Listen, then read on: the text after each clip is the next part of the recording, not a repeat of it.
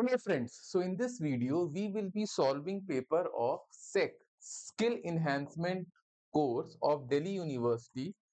Subject है Finance for Everyone. Finance for Everyone. तो ये SEC पेपर है, 30 मार्क्स का सिर्फ आता है. You have to do 3 questions in it. और ये अगर आपने 4-5 साल के क्वेश्चन पेपर कर लिए हैं तो मोर और लेस आपकी प्रिपरेशन हो जाएगी, वही सेम क्वेश्चंस ही आएंगे. तो इसके पहले हमने एक वीडियो और सेक में बनाया है फाइनेंस फॉर एवरीवन में, and we have also made a series of VAC paper. DU में एक वैक पेपर है फाइनेंशियल लिटरेसी का. फाइनेंशियल लिटरेसी का तो बहुत से टॉपिक्स फाइनेंस के सिमिलर भी हैं दोनों पेपर्स में, बट अभी ये जो हम लोग सॉल्व कर रहे हैं paper, this is of sec finance for everyone. तो अगर आपने लास्ट वीडियोस के 4-5 साल के पेपर्स कर लिए हैं, then your preparation is enough. Okay, so now seeing the first question. तो देखिए ये एक आपका बेसिकली थोड़ा सा स्टेटमेंट देके उसको एलैबोरेट करने के लिए पूछते हैं. तो इसमें पूछ रहे हैं crafting a financial plan. Financial plan के बारे में involves documenting your financial status, outlining both short and long term monetary objective. ठीक है, assessing your financial landscape, providing clarity on your money matters and steering you towards more secure future. तो ये financial plan के बारे में statement दे दिया. उसके में क्या पूछना है, discuss importance and needs of financial planning to evaluate one situation.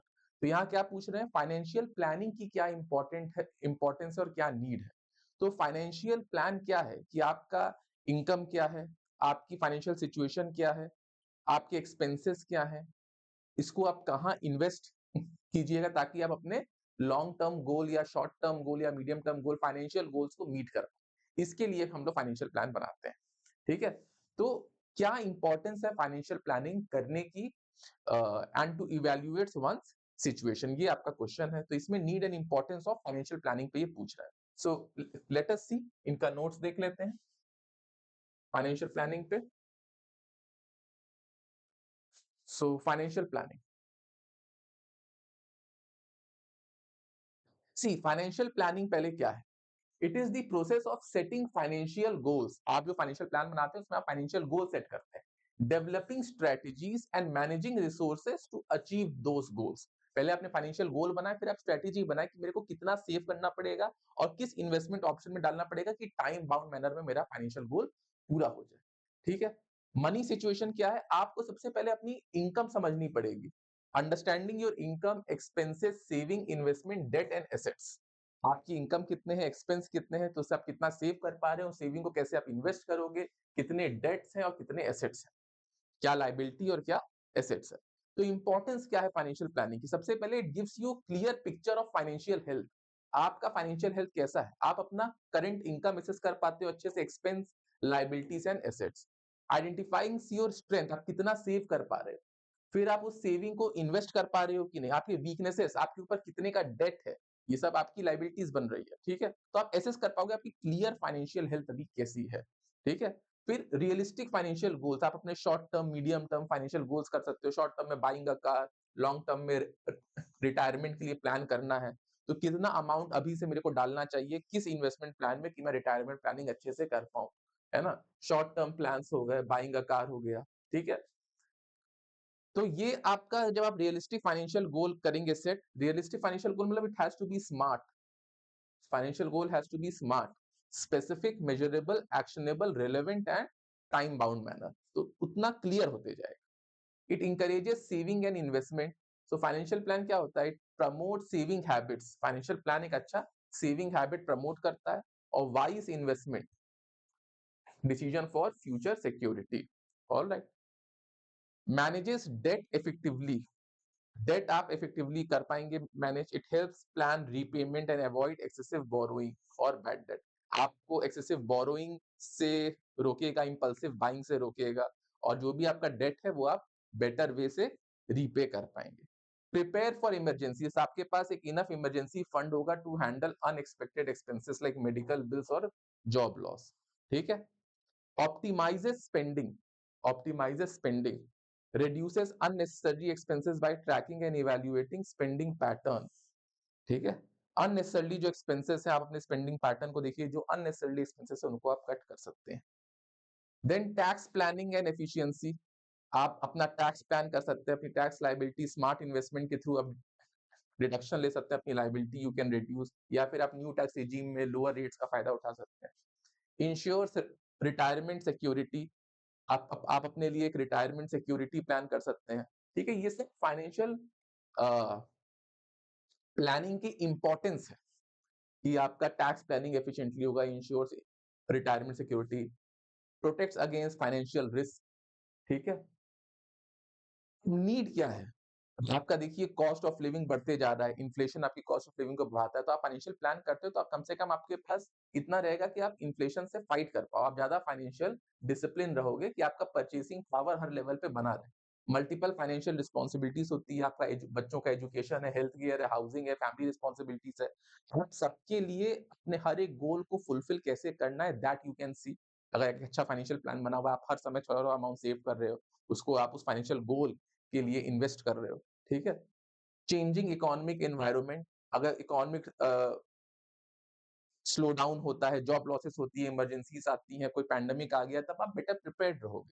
Complex financial product, अब बहुत आपके पास ऑप्शंस आ चुके हैं like SIPs, mutual fund, insurance plan, loan, जो आपके लिए इन्फॉर्म्ड डिसीजन मेकिंग चाहते हैं, तो आपका एक फाइनेंशियल प्लान अच्छा होना चाहिए।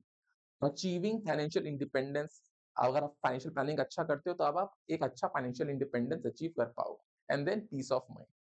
ठीक है, peace of mind is also important. Alright, steps involve, अब आपका मनी सिचुएशन क्या है, कैसे आपको फाइनेंशियल प्लानिंग करनी है। सबसे पहले आपको अपना करंट फाइनेंशियल स्टेटस समझना पड़ेगा। You have to understand your current financial status, आपका इनकम क्या है, एक्सपेंस क्या है, एसेट क्या है, लाइबिलिटीज क्या है। फिर आपको अपने फाइनेंशियल गोल्स को बनाना पड़ेगा, short term, medium term, long term. फिर आपको एक प्लान बनाना पड़ेगा। फाइनेंशियल प्लान क्या होता है? इसमें बजटिंग होती है। बजटिंग में आप क्या करते हो? अपने इनकम और एक्सपेंसेस लिखते हो और एक्सपेंसेस को ट्रैक करते हो कि कौन से एक्सपेंसेस नीड पर है और कौन से एक्सपेंसेस वांट पर है। तो वो एक्सपेंसेस जब आप कम करते हो तो बजटिंग से आपका सेविंग बढ़ता है। सेविंग बढ़ने से आप उसको इन्वेस्ट अच्छा करोगे और फिर आपका एक इंश्योरेंस स्ट्रेटजीज बनेगी। तो ये सब एक सीरीज में, ये आपका फाइनेंशियल प्लान्स में रहेगा। इंप्लीमेंट द प्लान, जो भी आपने प्लान बनाया उसको सिस्टमेटिकली इंप्लीमेंट करिए and then monitor and review it regularly. ठीक है, तो ये आपका पहला क्वेश्चन था regarding need and importance of financial plan. Alright, अब हम लोग आ जाते हैं सेकंड क्वेश्चन में। Second question is what? Indian Postal Service is an industry. Indian Postal Service is an industry that not only provides the service of delivering mails but also offer various financial services. तो ये बात सही है। तो elaborate on financial services, ये question post office पे आता ही आता है। इंडियन पोस्ट ऑफिस पे, इंडियन पोस्ट ऑफिस कौन कौन से फाइनेंशियल सर्विसेज ऑफर करते हैं, ये बहुत इंपॉर्टेंट क्वेश्चन है जो हर बार आता है। ठीक है, कौन कौन से फाइनेंशियल सर्विसेज ऑफर करते हैं, तो इसको हम लोग इलेबोरेट देख सकते हैं, क्योंकि लोगों को लगता है कि इंडियन पोस्ट ऑफिस सिर्फ लेटर्स भेजने के लिए, लेटर्स भेजने के लिए वो नहीं, या पार्सल के लिए नहीं, वो बहुत से फाइनेंशियल सर्विसेज भी देते हैं। और जनधन योजना से पहले मैक्सिमम इंडियंस जो पुअर या मिडिल लोअर मिडिल क्लास में है, वो सब पोस्ट ऑफिस से ही उनका बैंकिंग एक्सेस था।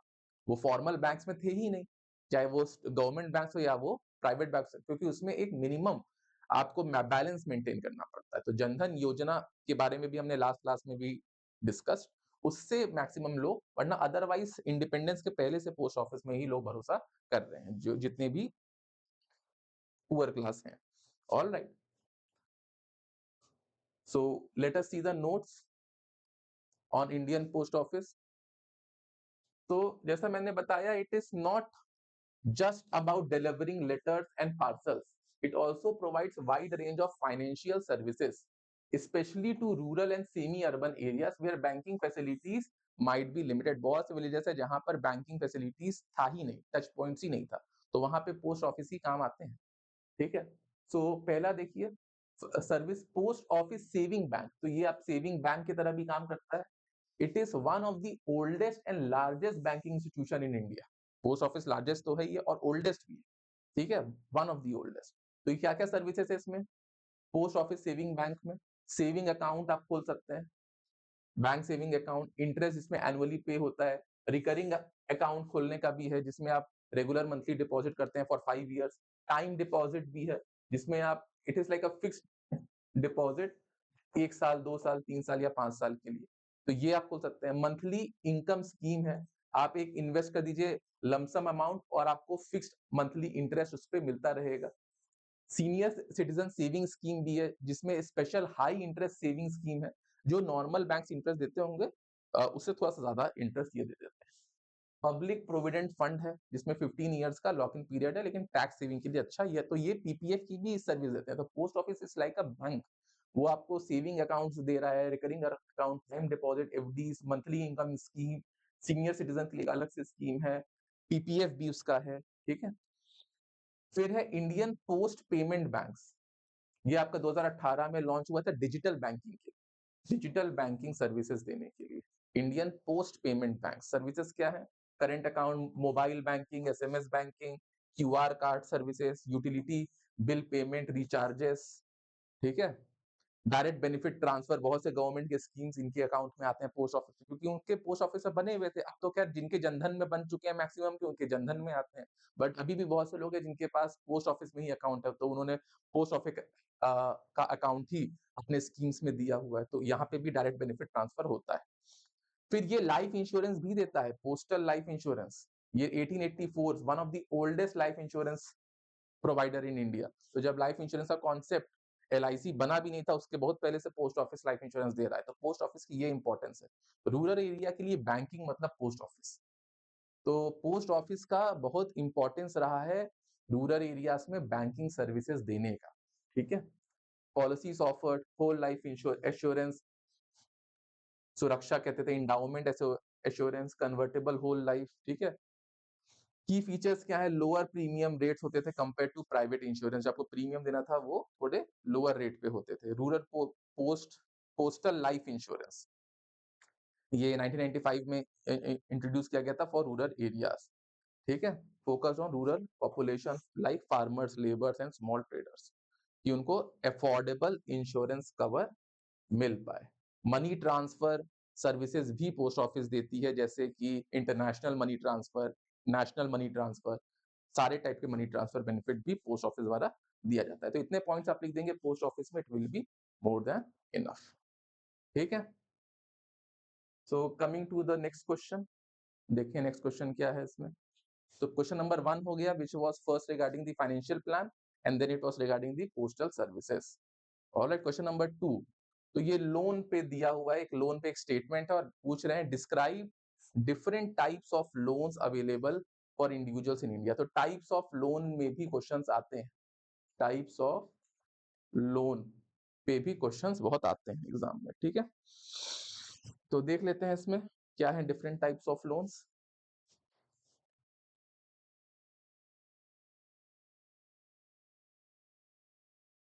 तो क्या-क्या डिफरेंट टाइप्स ऑफ लोन्स है, we can discuss some 6-7 loans types. Alright, पहला है पर्सनल लोन। ये आपको personal expense like wedding, vacation, emergencies के लिए मिलता है। इसमें कोई कोलैटरल नहीं लगता, इसीलिए इंटरेस्ट रेट्स हाई चार्ज होता है कंपेयर टू सिक्योर्ड लोन्स। इसका अप्रूवल क्विक हो जाता है, मिनिमम पेपर वर्क होता है क्योंकि कोलैटरल ले नहीं रहे, हाई इंटरेस्ट रेट चार्ज कर रहे हैं, ठीक है? तो पर्सनल एक्सपेंस के लिए ये लोन दिया जाता है लाइक वेडिंग, वेकेशंस, इमरजेंसीज, कोई घर पे पड़ गई, होम लोन। इसमें कोलैटरल जनरली जो घर होता है वही हो जाता है। तो टू बाय, बिल्ड और रेनोवेट हाउस और अपार्टमेंट आपको लोन मिल सकता है। ये सिक्योर्ड लोन होता है, हाउस प्रॉपर्टी ही कोलैटरल बन जाती है। इसका इंटरेस्ट रेट थोड़ा लो होता है, lower interest rate, why? Because आपने सिक्योरिटी तो दे ही रखी है। लॉन्ग रीपेमेंट टेन्योर्स, अब 30 इयर्स तक का टाइम होता है आपको पेमेंट करने के लिए और आपको कुछ टैक्स बेनिफिट भी मिलते हैं अगर आप होम लोन लेते हो, क्योंकि घर एक बहुत ज़रूरी चीज़ है। तो इसीलिए इसमें आपको टैक्स बेनिफिट भी आपको 80C में टैक्स बेनिफिट मिल जाता है, जो भी आप इंटरेस्ट पे कर रहे हो उसमें। 24B में जो भी आप रीपेमेंट कर रहे हो प्रिंसिपल अमाउंट का, वो सब भी आपको इसमें बेनिफिट मिल जाता है, ठीक है? 80C एंड 24B में आपको बेनिफिट मिल जाता है। Then education loan, higher education को फंड करने के लिए अगर इंडिया में फंड कर रहे हो, कोई आईएम्स वगैरह में पढ़ रहे हो तो थोड़ा लोअर रेट लगेगा, बाकी जगह पढ़ रहे हो तो थोड़ा हायर रेट पे लोन मिलेगा, कि आप एजुकेशन कर लो, फिर जब जॉब करना तो उससे आप पे कर देना। तो एक्सपेंस मिल जाता है आपको, higher education expense in India और अब्रॉड में अगर आपको जाके पढ़ाई करनी है, तो आपकी tuition fees, accommodation, travel, other educational cost सब हो जाता है, ठीक है? तो repayment starts after completing the course plus a grace period. इसमें लोअर इंटरेस्ट रेट होता है for courses in reputed institution like IIMs, या IITs या जिनकी वर्ल्ड में टॉप रैंकिंग है उन इंस्टीट्यूशन से जब आप व्हीकल लोन, तो कार लोन बहुत पॉपुलर है। तो टू व्हीलर या फोर व्हीलर खरीदने के लिए होता है, ये सिक्योर्ड होता है, इसमें भी जो गाड़ी होती है वही आपकी कोलेटरल हो जाती है। फ्लेक्सिबल रीपेमेंट टर्म 7 ईयर्स तक आप रीपेमेंट कर सकते हो। 90 to 100% ऑफ द कॉस्ट ये उठा लेते हैं। Then there is gold loan, quick access to fund by pledging gold jewellery. आपको फंड्स मिल जाते हैं, गोल्ड आप गिरवी पे रख दो तो बहुत अच्छा सिक्योर्ड लोन है ये। फास्ट प्रोसेसिंग करते हैं क्योंकि गोल्ड से ज्यादा सिक्योर और क्या होगा। Minimum paper work, lower interest rate compare to personal loan, loan amount depends on gold's value and purity. ठीक है। लोन अगेंस्ट प्रॉपर्टी, तो अगर आपको कोई लार्ज फाइनेंशियल नीड्स है या बिजनेस एक्सपेंशन करना है, मेडिकल इमरजेंसीज कुछ है, हायर एजुकेशन की नीड है, तो आप अपने कोई भी रेसिडेंशियल या कमर्शियल प्रॉपर्टी को मॉर्गेज रख सकते हो। उसके बेसिस पे आपको हायर लोन्स मिल जाएगा लो कॉस्ट में, क्योंकि आपने प्रॉपर्टी ही मॉर्गेज कर रखी है। ठीक है। आपको लॉन्गर रीपेमेंट पीरियड है 15 to 20 ईयर्स का। क्रेडिट कार्ड लोन, ये आपका इंस्टेंट शॉर्ट टर्म लोन होता है। क्रेडिट लिमिट आपकी होती है 1 लाख, 1.5 लाख, 2 लाख, जैसी भी लिमिट हो। तो आप आपके अकाउंट में पैसे ना भी हो, then also you can take loan and you can pay generally in EMIs also, you can return the money.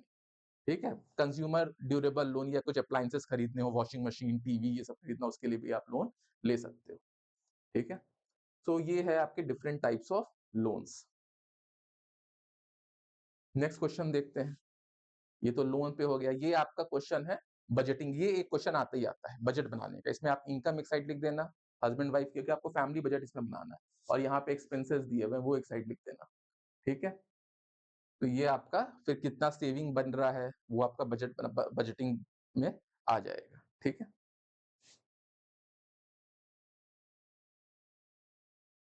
Then you have, एक आपका शॉर्ट नोट्स पे आता है, तो यहाँ पे Sukanya Samriddhi scheme, types of electronic money transfer.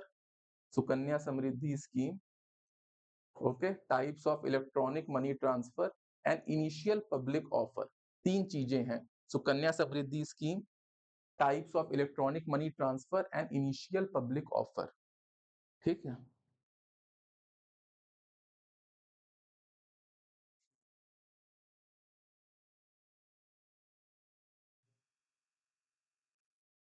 देखिए, जो सुकन्या समृद्धि योजना है, ये गवर्नमेंट बैक्ड सेविंग स्कीम है, launch under Beti Bachao Beti Padhao.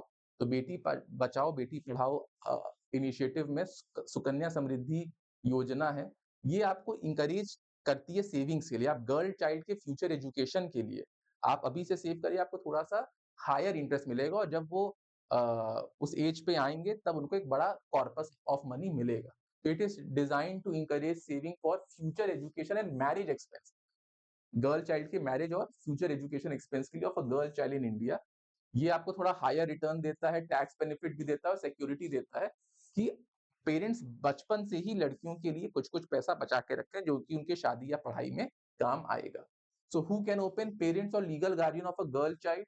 The girl child must be below 10 years. तो इस स्कीम का फायदा उठाने के लिए 10 साल से नीचे की होनी चाहिए girl child. At the time of account opening only one account पर गर्ल चाइल्ड इज अलाउड। ठीक है। और मैक्सिमम 2 गर्ल्स चिल्ड्रन एक फैमिली से आ सकते हैं। अगर एक्सेप्शन, अगर ट्विंस हो गए या ट्रिपलेट्स हो गए तो उसमें एक्सेप्शन है। तो आप ये किसी भी ऑथराइज बैंक या पोस्ट ऑफिस से खोल सकते हैं। मिनिमम डिपॉजिट 250 रुपीज का है, मैक्सिमम 1.5 लाख ईयर का है। Deposit can be made through cash, cheque, demand draft, online transfer. Deposits are made for 15 years from the date of account opening. The account matures after 21 years. जब आपने account खोला उससे 21 साल बाद अकाउंट मैच्योर हो जाएगा, या गर्ल्स का marriage after the age of 18, अगर 18 साल के बाद उसकी शादी होती तो शादी के टाइम पे भी वो मैच्योर हो जाएगा। ठीक है। Interest rate, it is revised quarterly by the government. अभी तो 8.2% है पर annum, which is a good interest rate.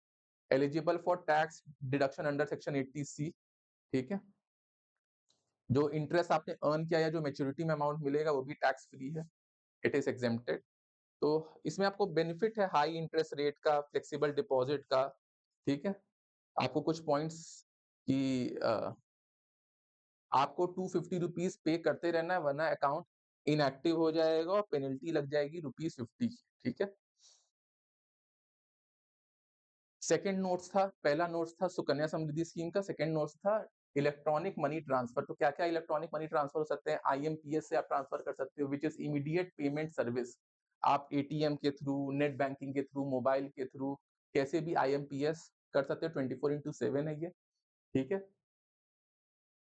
इसमें आपको बैंक अकाउंट का account details, name, MMID, IFC code, ठीक है, ये सब डालना पड़ेगा। फिर आरटीजीएस, ये है रियल टाइम ग्रॉस सेटलमेंट, ठीक है। इसमें मिनिमम आपको 2 लाख तक का ही अमाउंट आप भेज सकते हो। मिनिमम अमाउंट कितना होगा? 2 लाख का। ऑलराइट। इसमें भी आपको सेंडर का account details, name of the beneficiary, IFC code, ये सब चीजें डालनी होगी। फिर नेफ्ट, नेफ्ट आपका बहुत पॉपुलर है, national electronic fund transfer, is most commonly use for electronic fund transfer medium in India, ठीक है। इसमें आप बैंक 2.5 रुपीज या 25 रुपीज तक का ट्रांजैक्शन चार्ज दे सकती है डिपेंडिंग ऑन दी अमाउंट, और इमीडिएटली आप पैसा ट्रांसफर कर सकते हैं। इसमें जैसे आरटीजीएस में फिर भी 30 मिनट्स का टाइम लग जाता है, बट इसमें ये काफी इमीडिएट हो जाता है। बट हाँ, इसमें कोई अपर कैपिंग नहीं है, बट ये working hours of the banks में ही होता है। फिर यूपीआई, ये तो सबसे बेस्ट है, ठीक है। इट इनेबल्स, ये आपका एनसीपीएल से है, यूपीआई एनसीपीएल गवर्न करता है, और ये आपका एक सिंगल ऐप है जिसमें आप मल्टीपल बैंक अकाउंट से पेमेंट डाल सकते हो रियल टाइम, जिसमें आपको कोई सेंडर डिटेल्स या सेंडर का बैंक डिटेल्स, बैंक अकाउंट, उसका नाम, आईएफसी कोड डालने की जरूरत नहीं। आप स्कैनर के थ्रू भी पेमेंट दे सकते हो, यूपीआई आईडी के थ्रू भी पेमेंट कर सकते हो। और UPI platform does not charge any fee for person to person money transfer, जैसे कि नेफ्ट में फिर भी फीस चार्ज हो जाती है। Credit and debit card transaction भी है, ये भी इलेक्ट्रॉनिक मनी ट्रांसफर है। और एसीएच डायरेक्टर मतलब ऑटोमेटेड क्लियरिंग हाउस नेटवर्क, ये आपका बैंक टू बैंक जब मनी ट्रांसफर होता है तो वो एसीएच के थ्रू होता है electronically. Alright, so with this the last short notes, जो कि आपका ये क्वेश्चन हम लोग कर रहे थे, मैं आपको दिखा देता हूँ। सुकन्या समृद्धि योजना हो गया, types of electronic money transfer हो गया, इनिशियल पब्लिक ऑफर रह रहा है। आईपीओ, तो आईपीओ मतलब कोई भी कंपनी जब पहली बार शेयर इशू करती है तो वो आईपीओ के थ्रू करती है। इसका मतलब क्या? जब वो कंपनी पहली बार लिस्ट हो रही है, मतलब वो प्राइवेट कंपनी थी, अब वो पब्लिक कंपनी बन रही है, राइट। तो ऐसे केसेस में वो आईपीओ के ही थ्रू होता है। अगर एक बार कंपनी लिस्टेड है ऑलरेडी और उसको एडिशनल कैपिटल चाहिए, तब वो एफपीओ के थ्रू होगा, follow on public offering. IPO is when a private company offers its shares to public for the first time to raise money from investors. After the IPO, the company becomes publicly listed company and its shares can be traded on the stock exchange like NSE or BSE. The company's transition from private to public. जब company private to public बनती है तो वो सबसे पहला अपना IPO के through ही IPO को अपॉर्चुनिटी देता है कि वो अपना शेयर सेल कर पाए, तो ये कैपिटल रेज करने में हेल्प होती है, ठीक है। Business expansion, reduce debt, public ownership हो जाती है। After the IPO the company shares are available for purchase by the general public, institutional investors and retail investors. Listing, फिर आपका कंपनी स्टॉक मार्केट में लिस्ट भी हो जाती है, ठीक है। तो ये आपका आईपीओ है। सो विद दिस हमने सेक का पेपर वी हैव कंप्लीटेड। इसके पहले भी हमने सेक का एक और पेपर सॉल्व किया था, इसमें हम लोग 4-5-6 वीडियो और बनाएंगे। इतने में आपका सेक का पेपर आराम से you will be able to do, अगर आपने ये सारे वीडियोस देख ली। यही क्वेश्चन फिर से रिपीट होके आएंगे, जिसमें कि पोस्ट ऑफिस का क्वेश्चन बहुत इंपॉर्टेंट है, फाइनेंशियल प्लानिंग, आपका लोन के टाइप्स क्या होते हैं, है ना, इंश्योरेंस, ये सारे क्वेश्चंस काफी इंपॉर्टेंट है आपके फाइनेंस फॉर एवरीवन में। Alright, so thank you.